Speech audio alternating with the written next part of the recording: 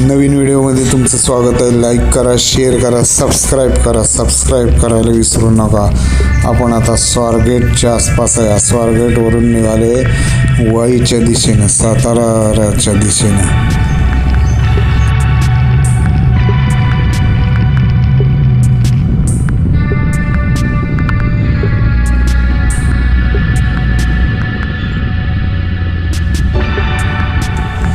हे आलं स्वारगेट पाशी आलोय आपण. ट्रॅफिक आलं म्हणजे स्वारगेट आलंय.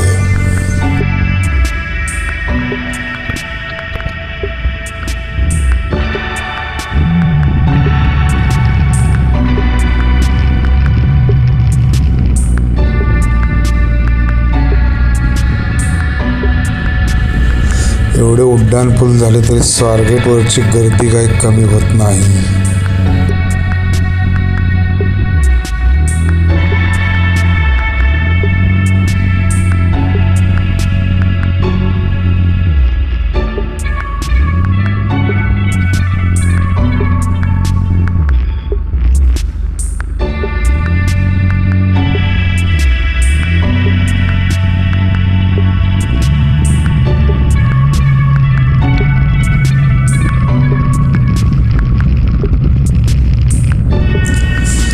चला वाईच्या दिशेने. ऊन हळूहळू वाढत चाललंय.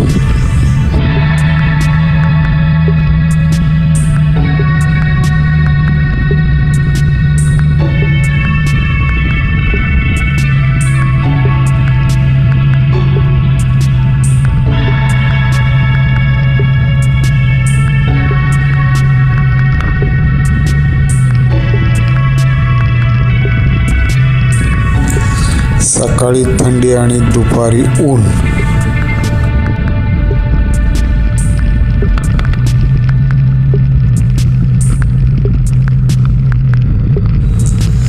पहिल्यांदाच टू व्हीलरवर पुण्याला आलेलो. आता आदनं मधनं यायला काय हरकत नाही. एकदा रस्ते नीट व्यवस्थित माहीत झाले की मग पुण्यात टू व्हीलर चालवायला काय हरकत नाही.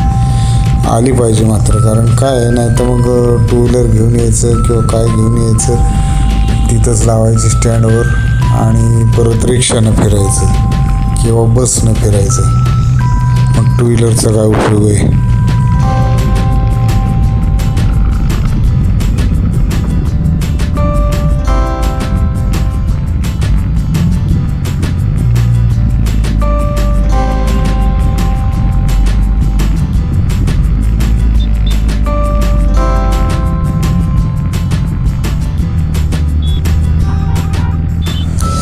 प्रत्येक ठिकाणी चौकाच्या सिग्नलच्या इथं थांबायला लागतंय. 2-3 मिनटं, कधी 5 मिनटं. असा एकंदर पुण्यातला प्रवास आहे.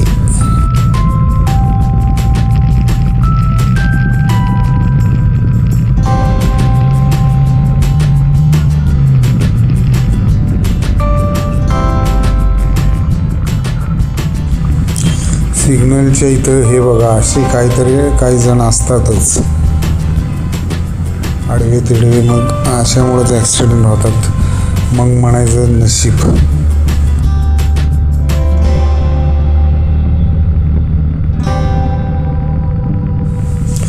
2 जणं गेलेली बघितली नाही तर सिग्नलपाशी. त्यांना असं वाटतं आपण मोठे शहाणे. हायच बाबा शहाणा.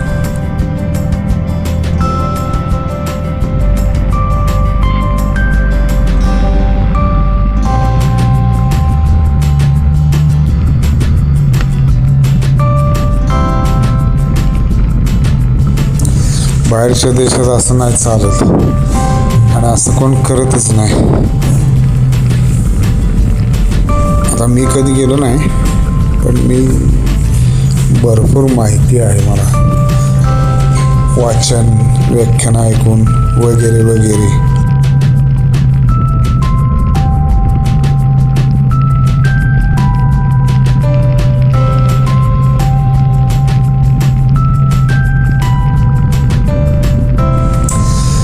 अरे कधी एकदा पुण्याच्या बाहेर जातोय ते कात्रज कधी लागतं आणि कात्रजवरनं एकदा हायवेला कधी लागतो. हायवेला म्हणजे हायवेच आहे हा, पण पुण्यातनं कधी बाहेर जातो असं झालं आहे.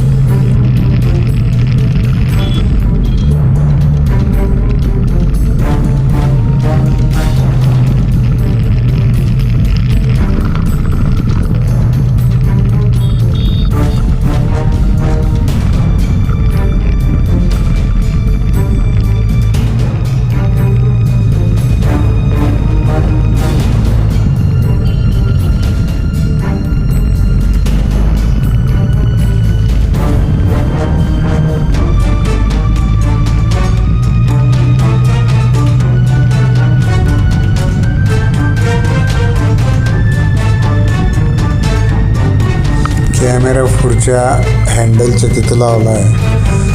तो हादऱ्यानं खड्डे किंवा असं चढ उतार आला की हादऱ्यानं खालीवर होते थोडा. मग परत मला हाताने तो ॲडजस्ट करायला लागतो.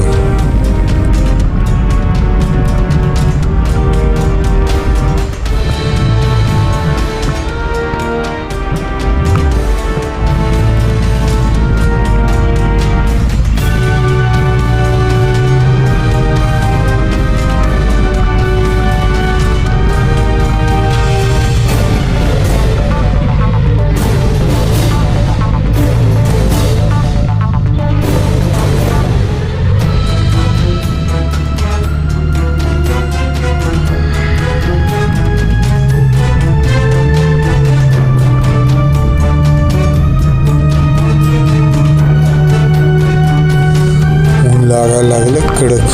गॉगल घाला, टोपी घाला, काय असेल ते घाला आता डोक्यावर.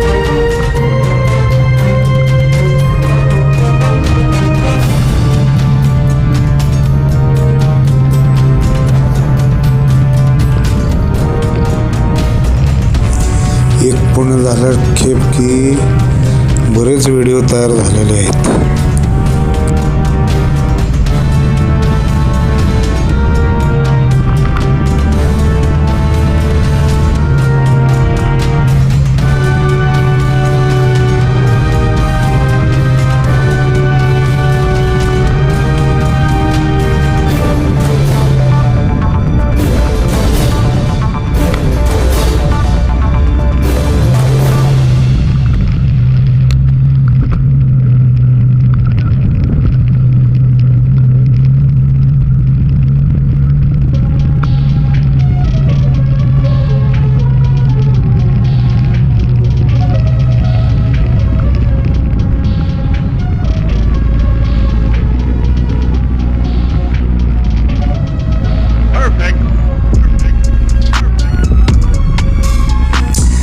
अरे काय पुण्याच्या बाहेर पडतोय का नाही अजून.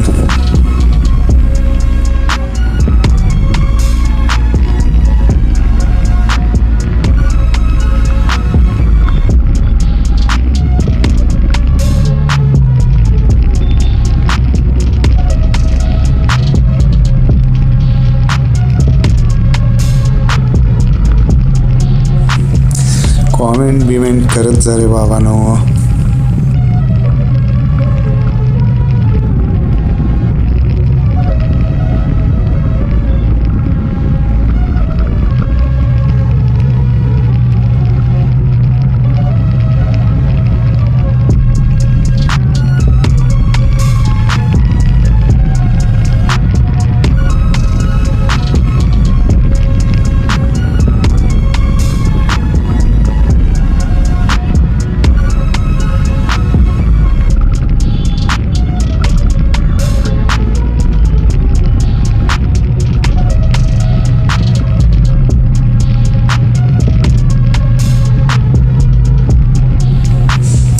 चला आता इथंच संपवतो व्हिडिओ.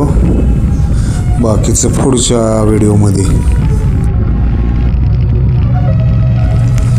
व्हिडिओ शेवटपर्यंत बघितल्याबद्दल धन्यवाद. लाईक करा, शेअर करा, सबस्क्राईब करा.